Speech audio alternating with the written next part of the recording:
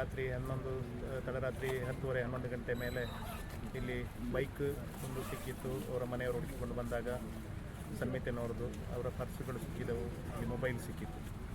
ಹಾಗಾಗಿ ಹೊಳೆ ಬದಿ ಇರುವ ಕಾರಣ ಮತ್ತು ಹೊಳೆಯಲ್ಲಿ ಸಾಕಷ್ಟು ನೀರಿದ್ದ ಕಾರಣ ಕೆಲವರು ಸಂಶಯವನ್ನು ವ್ಯಕ್ತಪಡಿಸಿದ್ದಾರೆ. ಬೈಕನ್ನು ಇಟ್ಟು ಹೊಳೆಗೆ ಹರಿರ್ಬೋದು ಎನ್ನುವಂಥ ಸಂಶಯ ಇದೆ. ಆದರೆ ಅದು ಇದುವರೆಗೆ ಖಚಿತಪಟ್ಟಿಲ್ಲ ಅವರು ಹೊಳೆಗೆ ಹರಿದ್ದಾರೆ ಎನ್ನುವಂಥದ್ದು. ಹಾಗಾಗಿ ತಕ್ಷಣ ಪೊಲೀಸ್ ಇಲಾಖೆಗೆ ತಿಳಿಸುವಂಥ ಕೆಲಸವನ್ನೆಲ್ಲ ಸ್ಥಳೀಯರಂಥ ಸುರೇಶ್ ಅವರು ಮಾಡಿದರು. ಮತ್ತು ಇದು 2 ಗ್ರಾಮ ಪಂಚಾಯತ್ ವ್ಯಾಪ್ತಿಯ ಗಡಿಭಾಗ ಬರ್ತದೆ, ಸವಣೂರು ಗ್ರಾಮ ಪಂಚಾಯತ್ ಮತ್ತು ಮುಂಡೂರು ಗ್ರಾಮ ಪಂಚಾಯತ್ ವ್ಯಾಪ್ತಿಯ 2 ಕಡೆಯ ವಿಎಗಳು, ಪಂಚಾಯತ್ ಅಭಿವೃದ್ಧಿ ಅಧಿಕಾರಿಗಳು, ಪಂಚಾಯತ್ ಸಿಬ್ಬಂದಿಗಳು, ಪಂಚಾಯತ್ ಸದಸ್ಯರುಗಳೆಲ್ಲ ಅಧ್ಯಕ್ಷರೆಲ್ಲ ಬಂದು ಇಲ್ಲಿ ಭೇಟಿಯನ್ನು ಕೊಟ್ಟಿದ್ದಾರೆ. ಪುತ್ತೂರಿನ ತಹಶೀಲ್ದಾರ್ ಕೂಡ ಬಂದಿದ್ದಾರೆ. ಹಾಗಾಗಿ ಹಲವಾರು ಸಂಶಯಗಳು ಇದರಲ್ಲಿ ಕಾಡ್ತಾ ಇದೆ. ಅವರು ನೇರ ಹೊಳೆಗೆ ಹಾರಿದ್ದಾರೆ ಎನ್ನುವುದಕ್ಕೆ ಯಾವುದೇ ದಾಖಲೆಗಳು, ಪ್ರೂಫ್ಗಳಿಲ್ಲ. ಕೆಲವೊಂದು ಸಂಶಯ ಇದೆ, ಏನಾದರೂ ಅವರು ಇಟ್ಟು ಏನಾದರೂ ಬೇರೆ ಕಡೆ ಹೋಗಿರ್ಬೋದು ವಾಹನದಲ್ಲಿ, ಅಥವಾ ರೈಲ್ವೆ